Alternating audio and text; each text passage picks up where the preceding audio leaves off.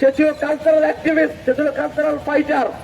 কারণ আপনাদের যেই cultural fascism, media fascism, political fascism সবকিছুর এগেন্স্টে কথা বলার জন্য এক শহীদ শরীফ ওসমান হাদি দাঁড়িয়ে যেত।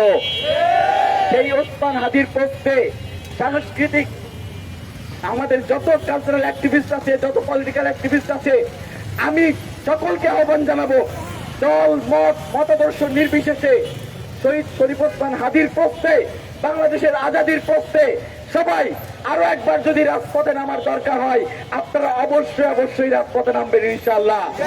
বাংলাদেশ সরকারকে হুঁশিয়ারি দিয়ে বলছি, সবকিছু করেন। শহীদ শরীফ ওসমান হাদি আমাদের জুলাইয়ের সহযোদ্ধা, শহীদ শরীফ ওসমান হাদি শাপলার সহযোদ্ধা, শহীদ শরীফ ওসমান হাদি 18 কোটা সংস্কার আন্দোলনের সহযোদ্ধা, মোদী বিরোধী আন্দোলনের সহযোদ্ধা। এবং এটা স্পষ্টভাবে ভারত থেকে এই স্টেটমেন্ট আসতেছে, ভারতের সুস্পষ্ট মদদে আমাদের শহীদ শরীফ ওসমান হাদিকে হত্যা করা হয়েছে। এখানে কোন আপোষ চলবে না, শুধুমাত্র শহীদ শরীফ ওসমান হাদির বিচার করতে হবে। কোন পীর, কোন আলেম, কোন ওলামা, কোন আল্লাহর বান্দা সে শহীদ শরীফ ওসমান হাদির হত্যার ক্ষেত্রে যে বিন্দু পরিমাণ তার সংশ্লিষ্টতা থাকে, তাহলে কে আপন কে পর এটা দেখার সময় ইনশাল্লাহ নাই।